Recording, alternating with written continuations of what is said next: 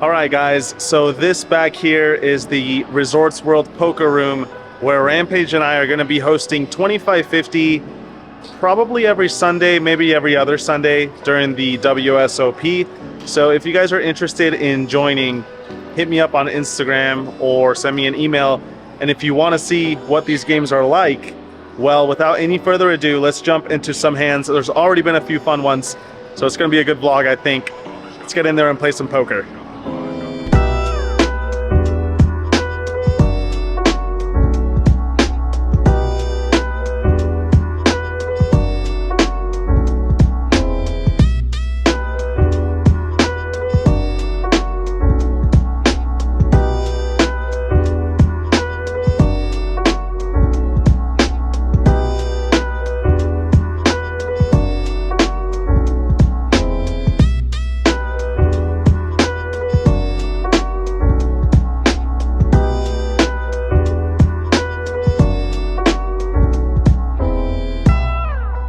All right, guys, here we are playing the first private game at Resorts World. Stakes are $25.50. Let's get underway. In the first interesting hand, there's a middle position open to 150. The button calls, and I look down at Queen 9 of diamonds in the small blind. Don't really want to call with this hand, so I think best course of action is to either fold or re-raise. This time, I decide to raise. I make it 700 to go.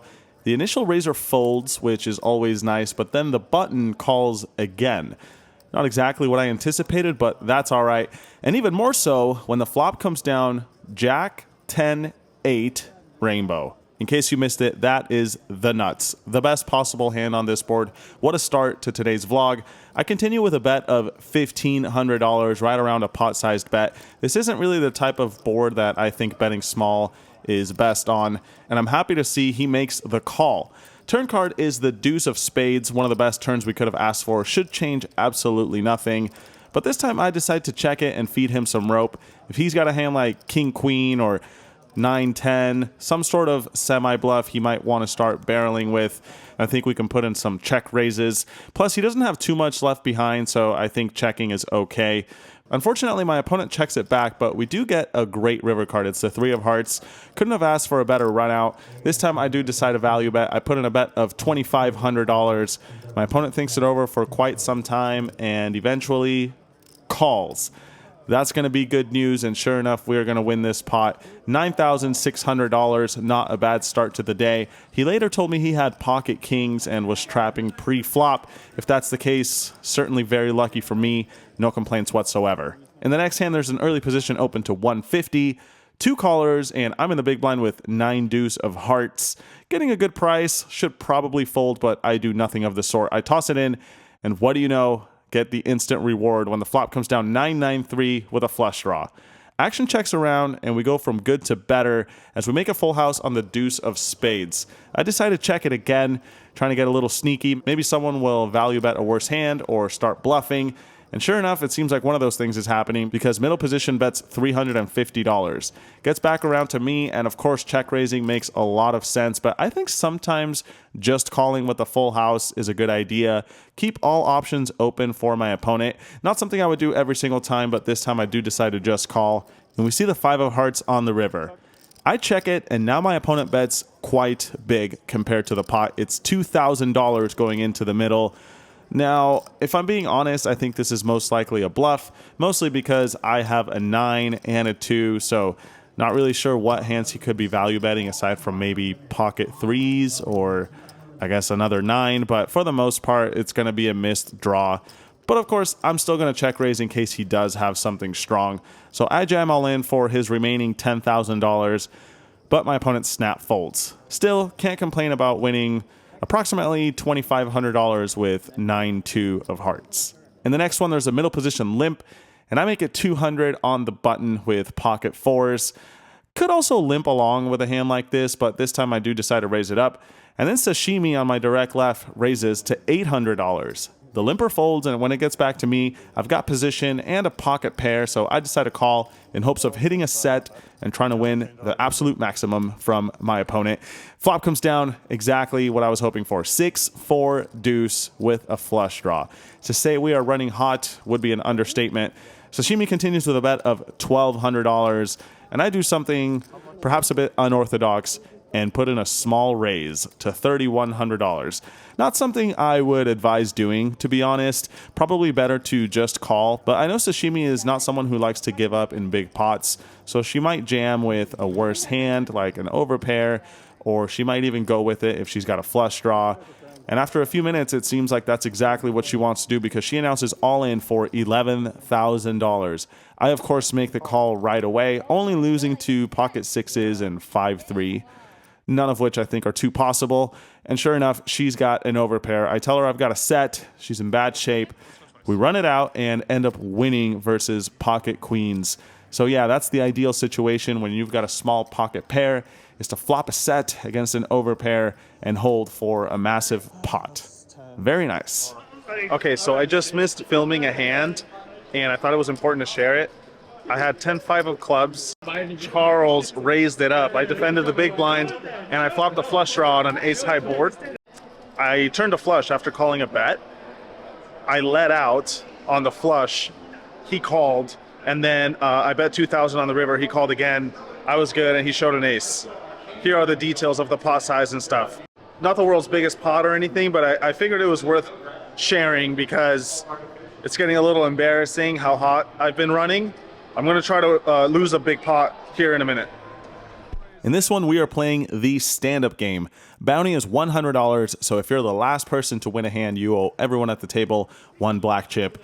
$200 double straddle is on in this one. There's a few limpers, and I limp in the big blind with King 10 offsuit. No one raises, so we go like 4 or 5 ways to a flop of King 9-7 with 2 spades. Looks good to me. I've got top pair, so I bet $300 when it gets to me, and only the button makes the call.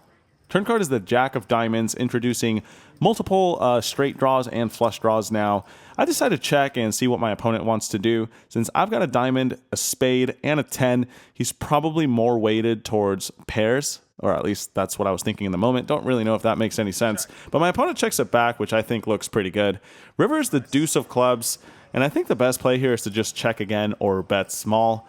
I actually like checking a bit more, but this time I do decide to bet small, $300. I actually try to bet $400, but not like it really makes much difference. Unfortunately, my opponent now raises to $1,500. Not exactly a fun spot. I've got top pair with an okay kicker. Really only beating bluffs, but wouldn't he start bluffing the turn after I check it to him? At least that's what I think he would do. So this raise seems a little more like a 2-pair type of hand.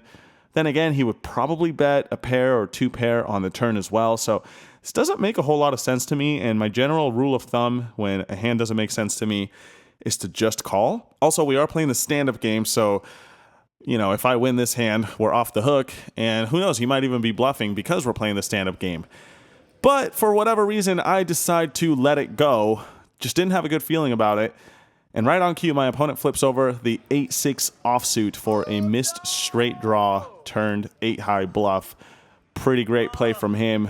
Pretty embarrassing play from me. Let's move on to the next one. The stand-up game is still on, and it's down to the last 2 players, myself included. I raise it up with Queen 9 suited, this time to $200. 2 players make the call, and we see a flop of Jack 5 deuce rainbow. No spade out there for me. Pretty terrible board for my exact hand, but hey, maybe if I put in a C-bet, both my opponents will fold. So I throw in $300, and what do you know? They both release their cards. So just like that, we end up winning the stand-up game. We're off the hook for the bounty, and we collect $100 from the loser of this stand-up round. In the next one, I raise it up with 8-6 suited on the button to $150. And then the small blind jams all in for $3,000. Just a standard raise, you know, $150, $3,000. Pretty normal if you ask me. Gets back around to me, and this particular player is someone I want to give action to as many times as I can. He's just here for fun. I just met the guy, and he seems like a great time, so I ask him if my cards are live. I turn over the 8-6. I just don't want him to have an overpair or to be sharing one of these cards. But if he's got 2 overs, I'm happy to quote-unquote flip, even though he's in better shape. My opponent says I am live, and he's got 2 overs. So I make the call. We run it twice and end up chopping versus King-Queen. Not bad. Always happy to give action, especially when I don't have to lose any money doing it. Next hand is going to be deja vu pretty much. Early position opens to 150. I make it 500 in late position with pocket sevens, trying to get this pot heads up. And then the button, same player as last hand, he jams all in for $3,000. Gets back around to me. I make the call once again. This time he's got ace 9 of spades. We run it twice, and once again, chop it up. So 2 hands of not a whole lot of results, if you will, but still just showing the story.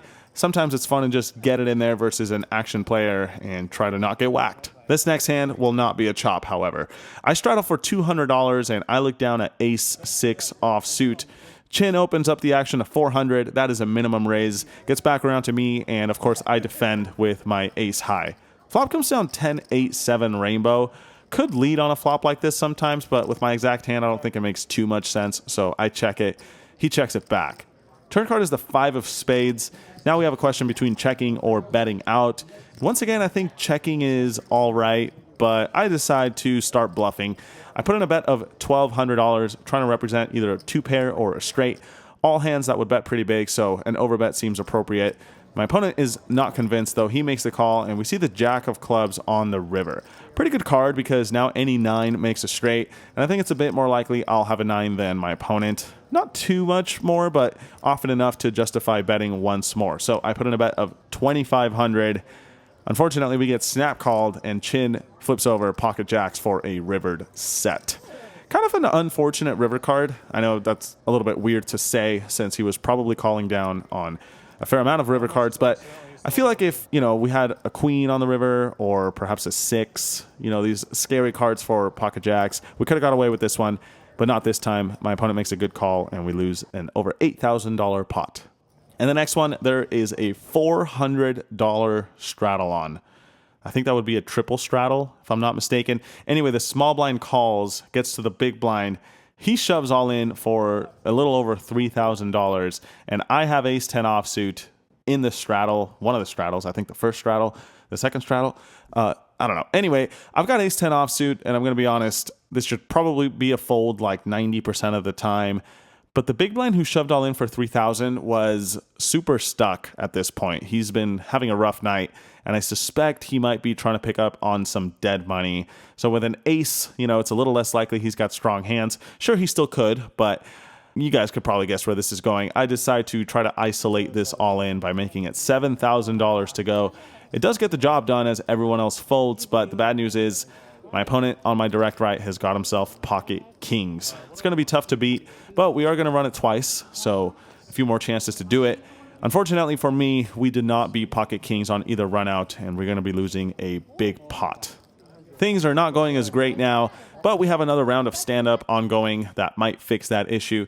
There's an early position open to 150, and then late position raises to 1,500. This is the same player from last hand, the guy who's been giving a lot of action and was mostly stuck until I just doubled him up. He makes it 1,500, and I look down at ace queen of hearts next to act, decide to raise it myself. I make it 3,000 to go. This is definitely a weird sizing. It's pretty much the minimum raise. The reason I'm raising so small, though, is because he's only got 7,000 in his stack, so don't really need to make it too big to try to get heads up. Similar concept to last hand. Early position folds, gets back around to him, and he jams all in for 7,000 this time, which is essentially all the chips he's got from the previous hand. Looks like we're running into a strong hand again. He probably wouldn't be doing this with anything worse than ace queen suited. At best, we're probably flipping, but let's be honest, I can't fold for this price now. It's only 4,000 to call, and the pot is like 10,000 at this point or more. So I do put in the money, and unfortunately, he's got one of the worst hands that we could be up against, ace king. We run it twice and end up losing both boards again. So not only are we getting the money in bad, but we're also not really getting lucky. A suck out would be nice once in a while, but at least it's fair. Suddenly we are not having the best night. Still up a little bit, but not nearly as much as we were a few hands prior. And it's really all my fault. I didn't have to play this ace-queen suited and the ace-10 the previous hand. But here we are. Next, there's a middle position open at 200. The button makes it 900. So this is pretty similar to the last two hands. There's a raise and then a re-raise from the player on my direct right. And what do you know? I look down at ace-queen suited again. This time I'm in the small blind. And I decide to do something unconventional and cold call the re-raise. Again, not something that I would do very often, but there are certain players in this hand, mostly on my left, and the player who originally opened, that I think would be a good idea to keep in the pot. And plus, I don't want to raise again and get jammed on once more, getting a little bit sick of it. So I decide to just cold call. Middle position folds. I end up going heads up versus my nemesis at this point once more. Flop comes down 7-7-4 with 1 diamond. I check it over to him. Probably going to call at least 1 bet, depending on the size of it. But he checks it back. Turn card's interesting. It's the Ace of Spades. Generally a card that's going to be better for him, but turns out I have it this time in a somewhat disguised fashion. I check it again, expecting him to either value bet an ace or use it as a bluff card. He puts in $800. I make the call, and we see the 8 of diamonds on the river.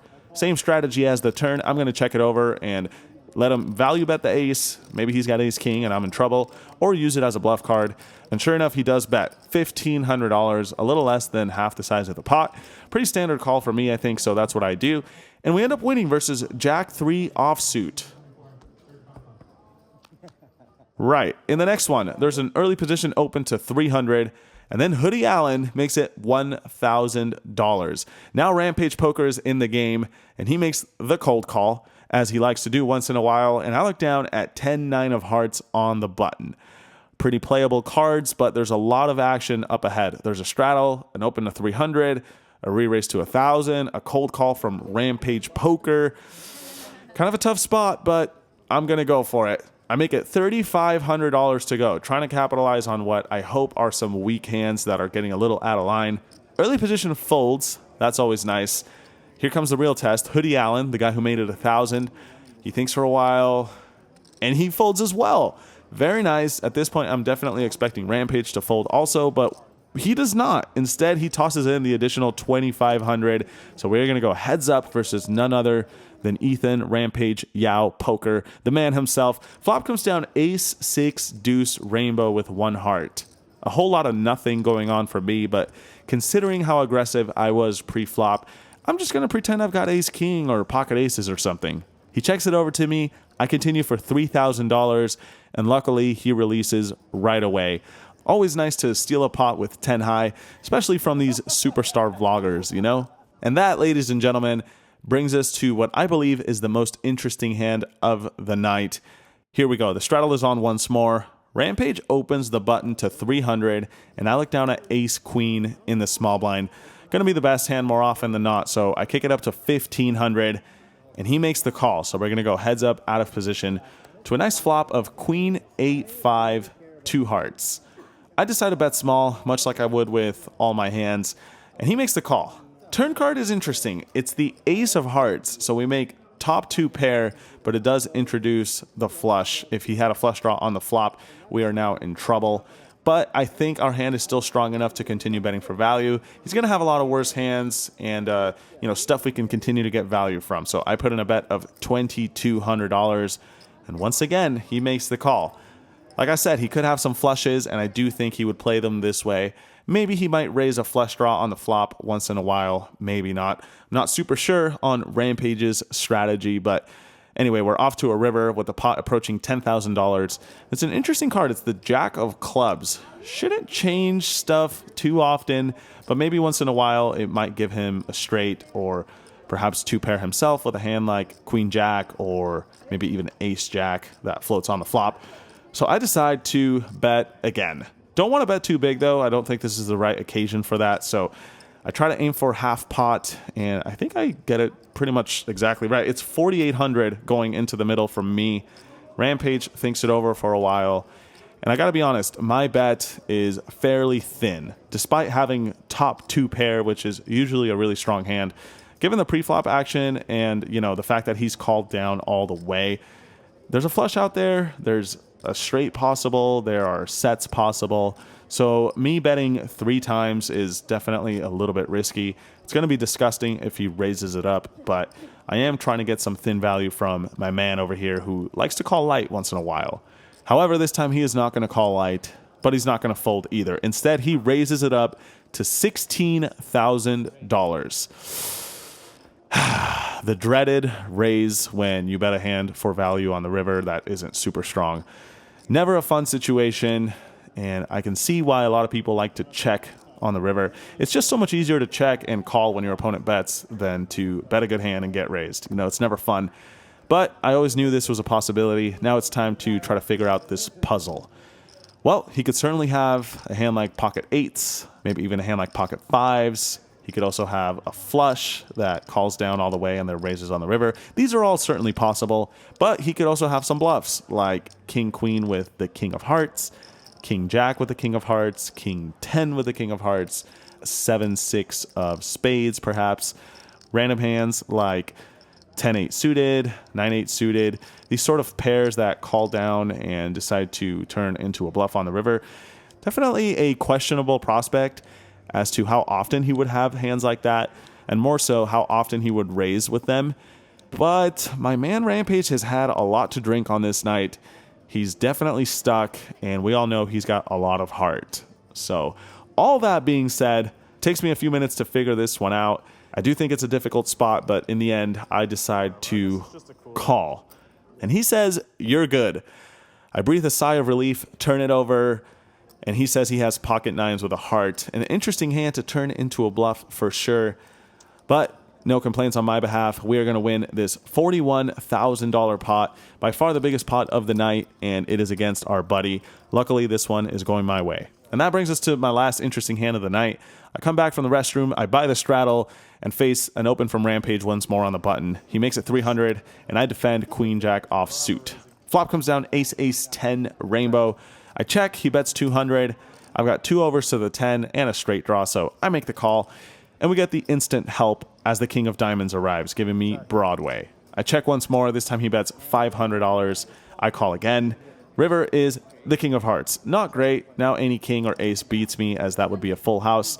I check it again. This time he bets $1,500. And look, man, if you've got a full house, just take my money. I'm happy to give him a little bit of a rebate if he does have a boat. So I toss in the call, and he says he's playing the board. I turn it over. I'm not playing the board. I've got a straight. We end up winning this one as well. 5,100 going my way. Sorry, man. And that was the last interesting hand for myself on this night. As always, I hope you guys enjoyed the hands.